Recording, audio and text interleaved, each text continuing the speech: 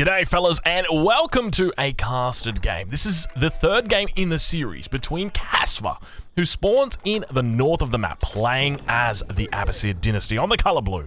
And in the south side of the map, we've got Wham01, who is going to be playing as the Rus.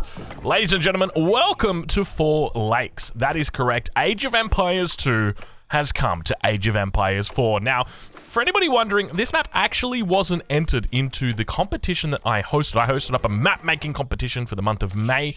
Obviously, we're in June now, but that did conclude. But this map wasn't actually entered. I reckon that if it did enter, it probably would have come close to winning. But this map was done by Biddlin, a map maker that I'm a big fan of. Biddlin does a lot of amazing maps, and this is one of them. So let's talk a little bit about this map and what makes this map so special. So this map has got 4 lakes, as the name would suggest, one in each corner of the map. Now you might be thinking, Drongo, you know, that's not that interesting. Well, I'll explain why it's interesting. Now, for Age of Empires 4, typically, let's think about the maps that you most often would play, say in quick match, that have got water. So Boulder Bay. How's the water look in Boulder Bay? Well, it's all through the middle of the map. Danube River, it's all through the middle of the map. Every single water map has water in the middle of the map. So it means if you lose the water in the middle of the map, well, you can't do anything in the middle of the map. You can't move your military in the middle of the map. It's just, it's impossible to play from that position.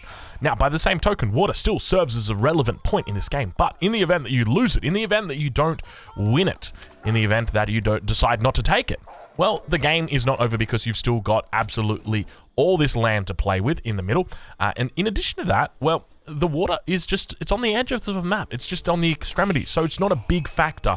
Obviously, you know, it is a huge factor when it comes to your economy. And we're going to talk a lot about that throughout this game because we've got probably what is the strongest civilization on this map, which is the Rus.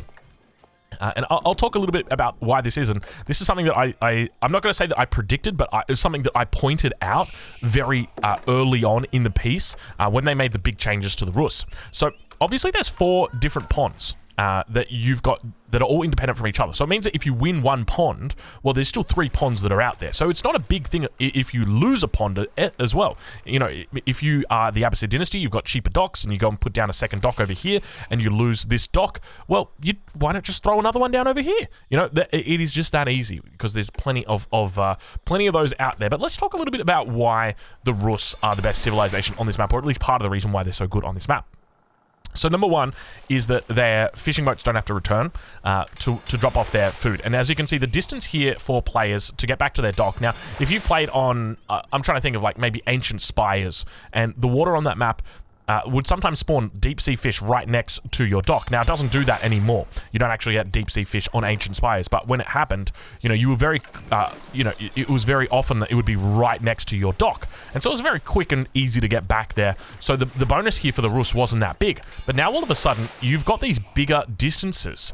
And it means that the Rus are very just comfortable sitting their fishing boats out here because they don't have to return, ever. And it's a very, very strong thing for the Rus in there. But that's not the main reason why the Rus are so strong, at least for the water on this map.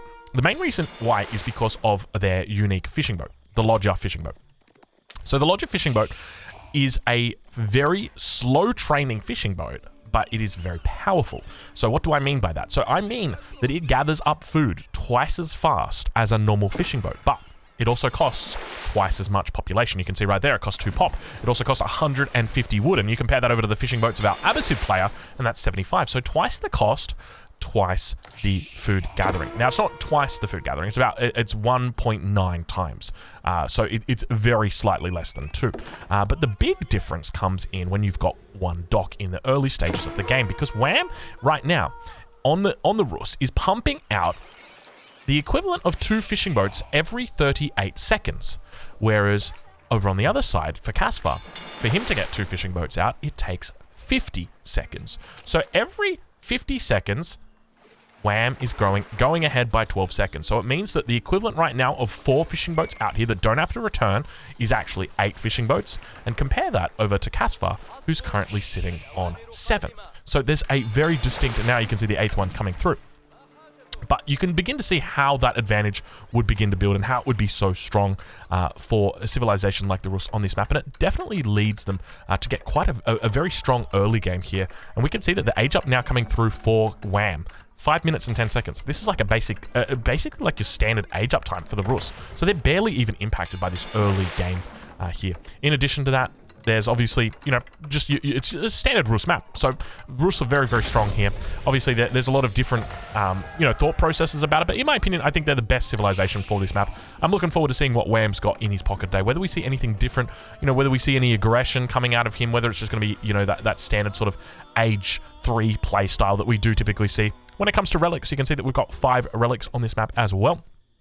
1 down to the south, 2 up towards the north, and then 2 up on this arm up towards this position. Sacred sites as well. 1 on the north side, 1 on the south side, and those neutral trading posts as well in the event it gets to the late game and you want to start trading. Well, they're available for you as well here.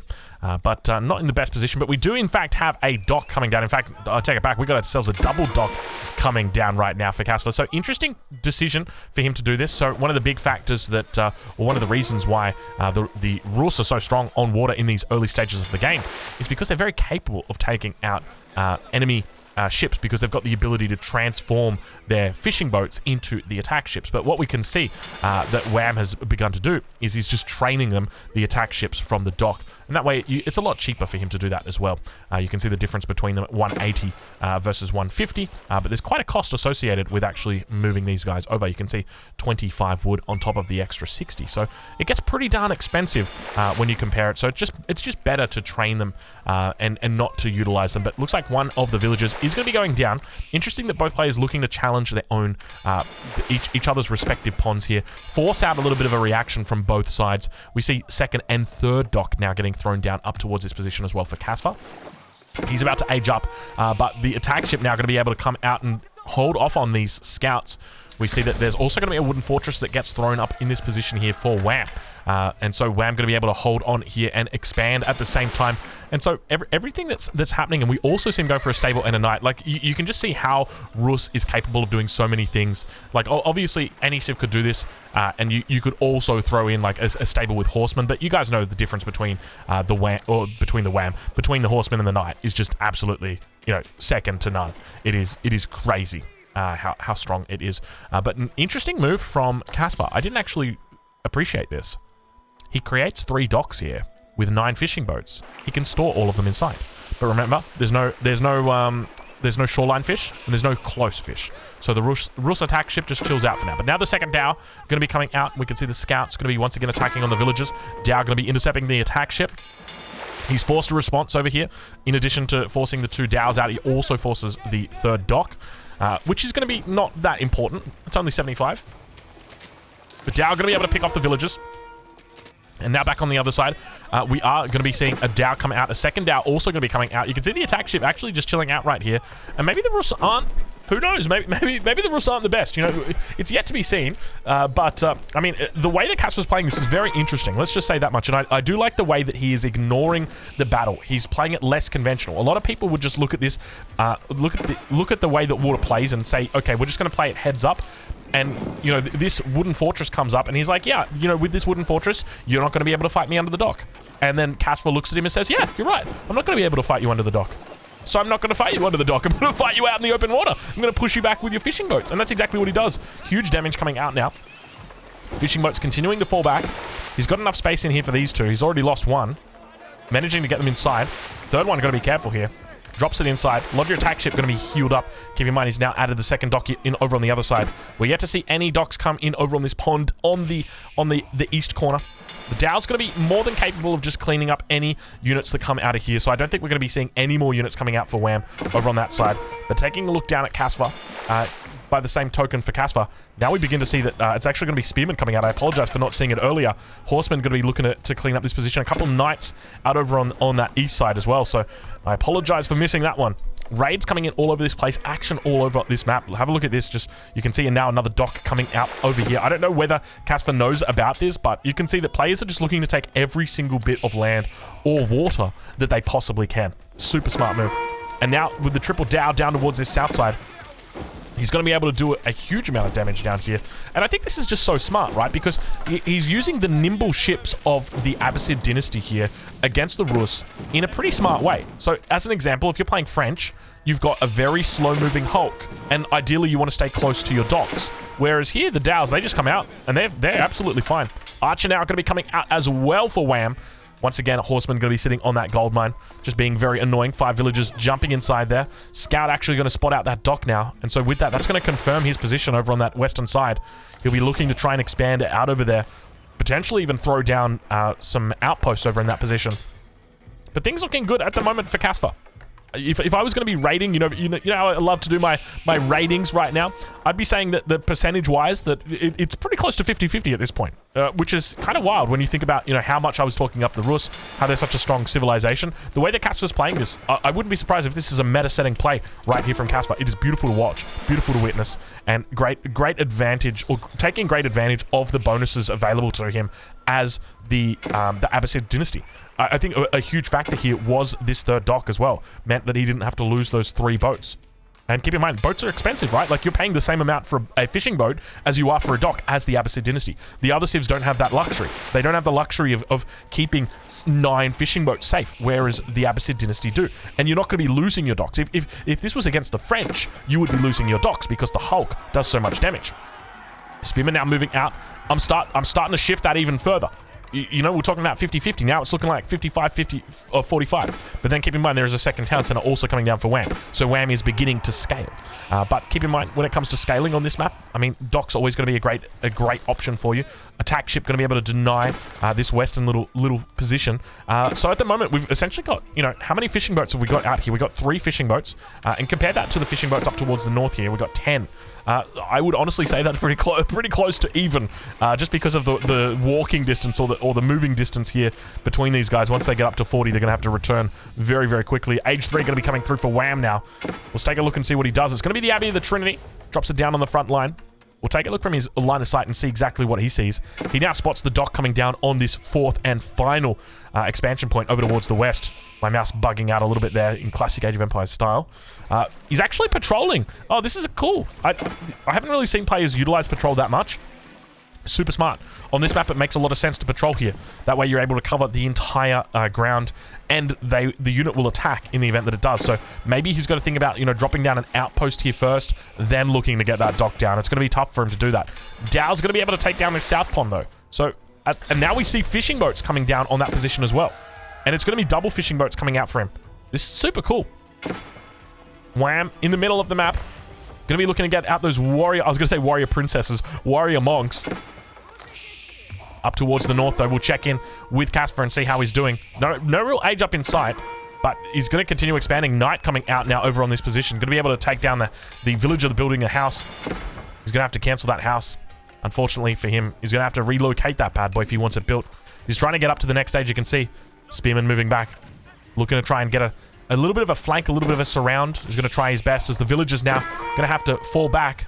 Keep in mind, he's already got that textiles in, so going to be able to defend up against these knights. Knights typically very good raiding units just because of that extra damage that they get compared to the horsemen.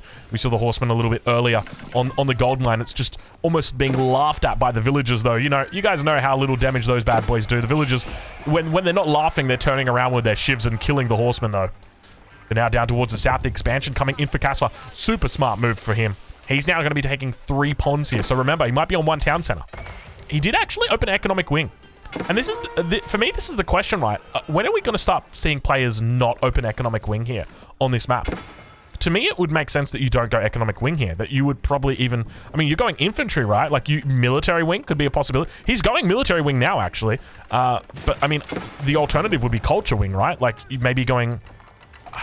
culture... If you went culture wing into military wing, I mean, that's a pretty decent option for you. But we'll look to see how he plays it, how it continues to unfold. Because going into the military wing in Age 3, it's something that you don't very often see. So he's going to have access to camel rider shields. So that's going to give him +3 melee armor for those camel riders. Because remember, they've got a base of 0 Horse archers coming out in force, though. So I would expect that we see archery rangers in response. Indeed, we do. One thing the Abbasid dynasty love to do is just go ham with archers. So I wouldn't be surprised. Actually, do we see camel archers here? It could be the case that he goes into camel archers. I would be hesitant to go camel archers just because I feel like they're going to get picked off by the horse archers pretty well. I would just be going straight archers, I think, in this matchup. But let's look to see what he does here. Stacking up a lot of food, though. And this is the consequence of having so much food out on the map. Yeah, for the moment, I mean, things looking great for Casper. He's managed to force Wham onto one pond, but that's not necessarily a bad thing for Wham. One pond with all of these Lodya fishing boats, and remember, these guys, it says 8. There's really 16 fishing boats out here. He's on 2 TC as well, so he's scaling into the late game. The longer he plays this game out, the better for him. He loves, like, the Rus love an Imperial game. Even up against the Abbasid dynasty, you know what? Streltsy against Elite Camel Rider, I think the Camel Riders probably win that one. Let's have a look at resources on this map. How much wood is there? There's a fair bit of wood up here. Actually, you know what? There's quite a lot of wood. Maybe, you know what? Maybe the camel archers are pretty decent here. But it's looking like crossbow's going to be coming out. This is very curious from Casper. He did see that giant mass of camel archers, right? Or of horse archers, right? Yeah, he did. 17. And that number is starting to build up, so that's not looking good. But up towards the north, Sacred Site gets taken up. Things looking good for Wham. I'm still really split about who I think's going to win here. And now we see Wham once again looking to take a boar with 5 villagers. Wham! Stop, Wham! Stop trying to take the boar with 5 villagers. What is wrong? What is wrong with you, Wham? Stop it! I can't click the boar. Both sacred sites get taken. Wham only loses 1 villager at the end of it. But a lot of them going down to low health. A little bit of a push on this front side. Spearmen are going to be coming up in quite forceful numbers. He's actually got plus 14 health on those bad boys, so he does have the upgrade, the military upgrade. But now heading into like mass spears crossbow. So an interesting composition, something that we actually saw out in game 1, both players going into that composition. Something that we're seeing a bit more of as well. Horsemen moving around. Lodya attack ship has found some units to attack. We're going to continue moving around as they get attacked by that warrior monk. Does it offer Saint's Blessing? Or do you need to get the upgrade for Saint's Blessing? No, it should just give Saint's Blessing, right? Yeah, it does. Okay. I thought I was going mad for a second there. I'm like, hold on a minute, Saint's Blessing. Shouldn't that be... Okay, smart move here from Casper. So Casper just going to say, you know what? I'm just going to go into a Mangonel instead. The issue is going to have, obviously, Wooden Fortress, Springwood Tower. So... Ideally, you'd think a trebuchet. Trebuchet is going to be a bit harder for him. Unlike the Mongols, you can't make the trebuchets with the Abbasid and the infantry. So it's going to mean either a siege workshop comes down for him, or maybe a ram. That was the other option, and definitely makes sense here. But remember that Springwood does do a lot of pierce armor. And I don't know how many shots it would take, but I'm pretty confident a ram should be able to take down an outpost with a Springwood emplacement. I don't know whether it's going to be able to take down a wooden fortress with a Springwood emplacement, though. But we'll wait and see. Wham now reaching Imperial Age. I didn't see that one on the cards, but it does make sense. Going up with a high armory. He's got access to a whole bunch of upgrades here, but I'd be surprised to see many of them coming through. Maybe Bandit Arms, probably the most likely one that you'd see, especially with those with the Mangonels coming out now. No walls coming in from Casper either. Bit of a raid coming around on this eastern side. He's looking to try and pick off any of those wood gathering villages. Let's see if he's successful here. One of them going to be going down. Second one going down. Third one going down. He's picked up 3 so far. Not bad. Fourth one. Fifth one. He's doing well. Looks like it might even be close to double digits here, as that one villager does manage to make it inside the town center. Manages to save 14 villagers, but loses about 6 or 7, I'd say. Push coming up, though. Wham. In a little bit of trouble. Casper going to be really committing here. 132 population versus 132 pop. 93 versus 69. Nice. But remember, Casper right now, he is completely all in, it seems like. This feudal age play might be the only way he's thinking about winning here. So he's going heavily in right now. Up towards the north, we hear those villagers moving around. He might be going for a dock. Indeed, he's going for a dock, so looking to shut down the water economy as well. Battering rams continuing to push forward. Going to be running into a keep here. Whether they turn upon the keep or whether the villagers turn upon them before, that is going to be the question. It looks like the villagers going to be able to get that keep up. With that, the Mangonel is going to be able to focus down these villagers, but ignoring the villagers instead, focusing down the keep instead. Battering ram's going to have to fall back. The range on the keep is just way too strong. He's going to need a trebuchet with that. And that's going to buy Wham plenty of time. That's going to buy him so much time, in fact, he's not going to even need to worry. Because he went up to the Imperial Age. He was a little bit concerned. He saw that push coming through. And then he says, you know what? It's fine. I'm just going to drop a keep. I'm going to bide my time. That's exactly what he does. Another raid coming up towards the north. Wham looking strong. Sitting on 99 villages compared to 59 from Casper. So really starting to scale with that 2 TCs. In fact, has he got more than 2 TCs? I only see 2 TCs at the moment, but I feel like he's got more. It could just be this fishing economy, like the population from the fishing boats that's coming through. Doc does get up. Villager's going to be taken out, though. He's losing quite a lot of them. I think there were 5 villagers here initially. There's only 1 remaining now. And Casper under attack in a lot of different positions. Now moving around. It's going to be crossbows together with the spearmen pushing in. Streltsy on the backside going to be able to fire off against those crossbows, but crossbows trading out pretty efficiently with them. Crossbows versus hand cannoneer, typically a surprisingly good matchup. Spearmen going to be coming through now. Keep in mind these guys are high or very, very high health and low cost units, those spearmen, so they're going to soak up all that damage from the Streltsy. So a really smart move for him. I've just realized all 5 relics did actually go over to Wham. So not only does he have the 100 villagers, not only does he have Imperial, but he's also got the 5 relics working for him here as well. He's going to continue pushing down the villagers that were jumping onto that. We're jumping onto the gold mine. Got to be a little bit careful now as the crossbowmen are actually focusing them down. That's a lot of villagers as well. Archer's going to be coming out here. Villagers falling away from the position. We hear more units under attack down towards the south. It's just going to be that. It's just going to be the wooden fortress firing off up towards the north. Spearman looking to take down this wooden fortress. It's got the Springwood in placement.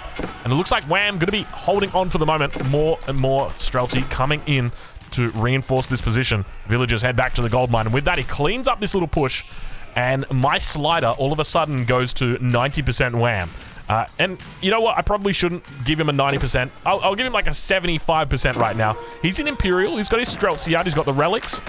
He's going to be losing his his pond though. And remember, this is infinite food for him, right? So and that's 16 villagers or 8 or rather 12 villagers on infinite food. So that's a big factor.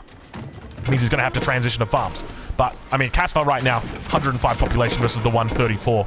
He's falling behind. It's not feeling good for him. And the Streltsy push is what's going to be so difficult to stop because now you're up against Springalds that have got roller shutter triggers. We take a look. He actually doesn't yet have the roller shutter triggers. Doesn't need them, I guess. But it's going to be a consideration that he makes. And you can see how many Streltsy are in queue right now. Just the classic Rus play style, going straight for that Streltsy spam. Can also mix in a couple of spearmen as well, just to avoid any potential kind of horseman switch, but doesn't really need to. The Streltsy are so damn strong. Even in melee, they are absolute beasts.